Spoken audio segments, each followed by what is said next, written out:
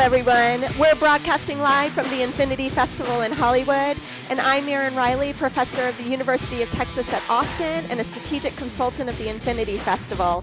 We're bringing Silicon Valley innovators together with Hollywood storytelling professionals, and I am sitting down with experts in the field of immersive to give advice to the next generation.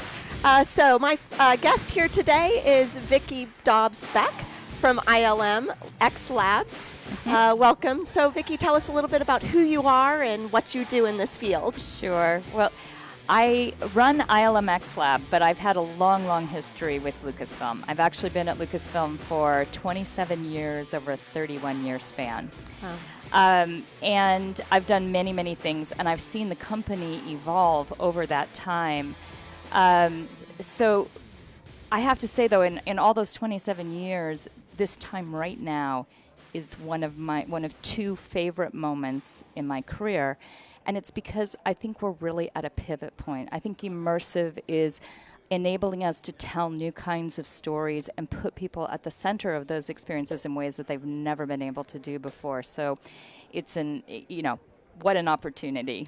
Yes, I completely agree. I've been a Star Wars fan since 1977 when I stood in line for that first movie. So it's exciting to see how over multiple generations, Lucasfilm has really kind of understood audience and understood fans at the heart of storytelling. So in your own words, since you do believe that this is like a pivotal moment, how do you define immersive? Well, that is interesting, and I think I'll answer that by saying when we first founded ILMXLab in 2015, our goal was for people to step inside our stories in a way that was never before possible. And that's actually evolved further, and now what we're trying to do is transition from storytelling, which is essentially a one-way communication, to story living. So what story living means to us is we put you in a world that your actions matter, and that you have meaningful connections with characters. In the future, hopefully there will be a persistence to that.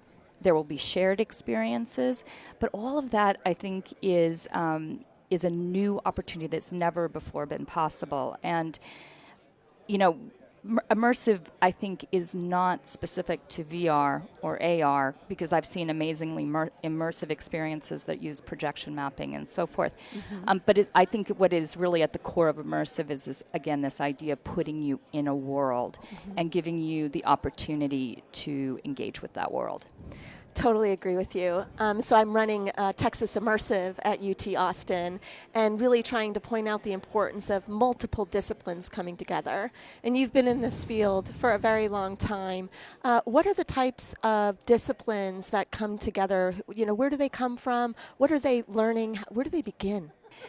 One of the interesting things right now, because immersive is relatively new, your students have a huge advantage, right? Because there is an immersive industry and they can approach it from a more multidisciplinary basis right now. Right. But before, so when we were creating, establishing ILMXLab, we were actually bringing people from many different backgrounds. So we brought people from film and visual effects, from sound design, and from the games industry and the interactive design industry, and to some extent the attractions industry, because there's an element of that. So all of these people come together to create these experiences. It is really a very collaborative, very team-oriented, highly iterative, actually, process. So I think having an understanding of what is special about each of those different disciplines is quite important. So in our world, because again, immersive is new, people are learning from one another. So people that are coming from film, they tend to value the visual fidelity, the linear storytelling, the sound design, because sound's obviously an incredibly important part of immersive experiences. People coming from the game space or the attraction space is all about the experience. What are you doing? Is it fun? Do your interactions matter? So again, we're learning from one another, and we did grow out of ILM. So ILM obviously has done, 40 years of visual effects for a very high quality visual effects for feature films. And one of the interesting things that some people don't realize, and I share when I'm talking to audiences, is that when you watch ILM visual effects, it often takes, 10 minutes, hours, sometimes overnight to render a single frame of film. Yeah.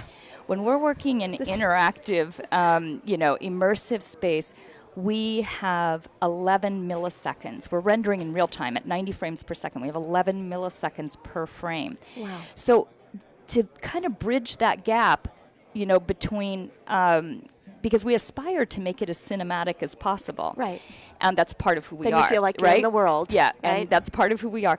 But that means that this is getting back to why you have to be able to learn from one another. So while people coming from film understand what it takes to create these highly cinematic, beautiful,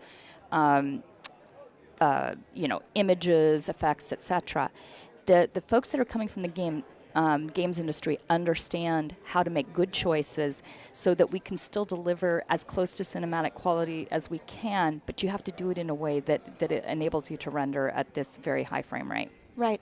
And you come with an MBA background. And I actually teach advertising and PR and business students as well who really want to get into this field. How do they enter and participate in this team-oriented work? Yes, so that is an interesting question. I mean, my path has been a zig and a zag. A zig and a zag, for sure. I think what my specific role is to be a catalyst for innovation, for creativity, and what that means is everything from how to build strong collaborative teams, developing business models where they don't currently exist, really understanding how to, in our case, in some ways, we're like a startup inside of a large company. Right. And so what does that mean? How do we position ourselves to be successful in that kind of a setting? So it is. That said, I do believe with immersive, I think I think it's getting to a pivot point. I think I think this festival actually, I can't even believe the difference between what I'm seeing today from what I saw a year ago. Me too. So amazing. It's amazing, and so what it says to me, it reaffirms that yes, it's not just me believing that this is something that is important and growing. Mm-hmm. That is actually genuinely true. So tell me, I want to kind of drill down a little bit on those business models because you guys partnered with The Void. Mm-hmm. And The Void was really one of the first for location-based experiences. Yep. How does that unfold? Because students are always asking me, how do these partnerships evolve? Yeah, well, or come to be? That's a lot of what my job is, mm-hmm. Which I didn't mention before, but it is a lot, establishing these partnerships, understanding what the opportunities are, and figuring out how to make it mutually beneficial. Mm-hmm. So, interestingly, when we first started out, location-based wasn't top of mind. It hadn't really emerged yet. And we had, our focus actually was on, VR experiences in the home. Right. Was going to be the initial one, and so we embarked upon some early development of what became Vader Immortal, so an episodic VR story series. But along the way, we became aware of The Void. They were, of course, aware of us, and we could see an opportunity for some real synergy, right? This was a way that we could bring people into the immersive world with a fairly low barrier to entry, right? They didn't have to own the headset. They didn't have to own an expensive equipment. They could do this with others. And also at the same time, the other thing that helped with all of that is that Disney, The Void was a part of Disney's Accelerator program. So they were already, kind of in the Disney family. Right. And then we had, of course, this digital production capability with a mission to help people step inside our stories. Plus, we had the IP. So it was really serendipitous and an amazingly fruitful partnership. But the reason that we didn't pivot. We actually sort of paused. We continued our development of Vader Immortal. Right. but at a slower rate, and kind of focused a lot of those resources on creating Star Wars Secrets: The Empire. Which I love. Thank you. Well, what's great about it is everybody understood the business model, right? Right. You pay for a ticket, you get to go through an experience, and if you have a great time, you come back with other friends, and you do it again. Yeah. So that or you just stay and do another one. Or you stay and do another one. I have heard that too. So that's awesome. But that having a business model that people already understood was a huge leg up. And so with Star Wars Secrets of the Empire, it made us, a few things crystallized as a result of that. First was this idea that we should be focusing both in location-based immersive adventures, which gave us the opportunity to deliver scope and scale and invoke all those senses, right? Because you control 100% of the environment. We wanted to continue developing VR episodics because we wanted to engage with deeper storytelling, something that you could do when the experience is much longer, when it's in the home. So we had two pillars then once we went down that path. And then from a creative perspective, from a storytelling perspective, we wanted to see how can we meaningfully connect those experiences so that if conceived holistically, and the whole is truly greater than the sum of the parts. Right. So each experience would be fulfilling on its own, but again, if taken together, you really get this much, much bigger experience. So Star Wars: Secrets of the Empire is essentially a prequel to Vader Immortal. Right, that comes out. Yeah, exactly. So you're talking about today.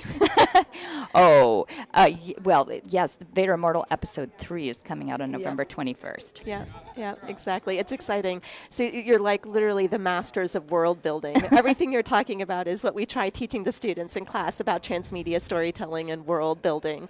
And I love that you're saying each one stands alone, but at the same time, you get a deeper fan experience if you actually go and participate in all of the different episodic as well as the void experience. Yep. Are you tying it also to the movies that are out, or? We actually have not.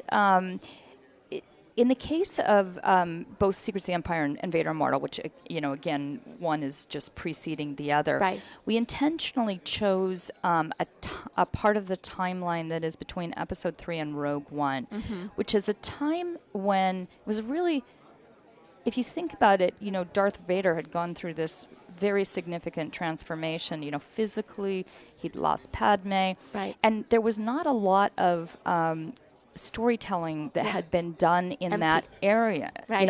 in that juncture in the timeline. So we thought it was actually a rich opportunity to give you a different way into Darth Vader's world. And it is a part of the canon now. So that's exciting on its own, that it's not just about film and television, but that you can actually, use immersive storytelling as a way to extend the canon. And I think in some ways, so it obviously is inspired by the movies, right. But it's not directly tied to the movies. A thread exactly throughout. It's interesting because we talk about where are the threads, and I think fans are always trying to find in canon where the connections are. Yeah. Trying constant fanfics and diving into those different communities to see those stories. So I want to go back a little bit to audience and to really think about, are there key characteristics or kind of a framing that y'all always refer to when making sure that story building is now story living and the audience is at the center? Well, I think we had an interesting process on Vader Immortal. We started actually with a more passive experience. Yeah. We were going to put you in a scene, and the scene essentially unfolded around you, and you were, in essence, a ghost. And as we were in development, we realized that what we really needed to do was think about what was VR, in this case, uniquely capable of delivering that no other medium could, right? Right. And we came up with three things. The first was it puts you in the world of Star Wars. The second, and this was really the pivot point, is you directly engage with Darth Vader. Right. And then the third is you wield a lightsaber, right? So those were three things that you couldn't do any other way. And that gets back to this idea of the right story for the right platform. We really, somebody was asking me the other day, do you sort of like essentially port across, like do you take a location-based experience and make it a home experience and that kind? And for us, that's not really where we're coming from, Right. because we want each experience to maximize the potential of that platform. And while they can be related in the way that we discussed, they're not duplicative of one another. Right, right. And so, God, you're giving us so much rich information. I could talk to you all day. Well, I could talk all day.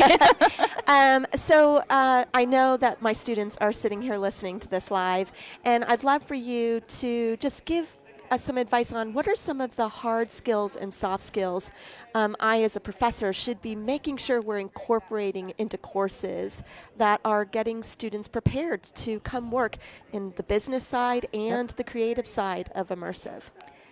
I think some of the soft skills I'll start with is definitely being able to work within a team. I'm sure you all do, group projects where multiple people come together to create something that I would argue is better by virtue of bringing in different ways of thinking, different disciplines, all of that sort of thing. I also think a willingness to, especially if you're coming at it from like a leadership point of view, a willingness to think outside the box, to not assume just because something is that it needs to be.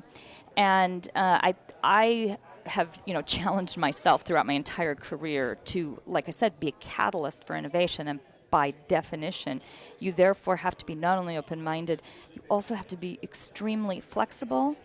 I think you have to have intuition, right? You have to be able to see things and know how to adjust. So those are all the soft skills, and then there's the storytelling. I think really understanding what interactive storytelling means, like Yes. learning from linear, learning from full-on, interactive, and finding that happy place. And then Great. it's a very technical the Field. the So know the creation. technology. Know the technology Great. exactly. Well, thank you so much, Vicki. We're here with Vicki Dobbs Beck from ILMXLab, and we're live here at the Infinity Festival. Stay tuned. Thank you so much. Thank you.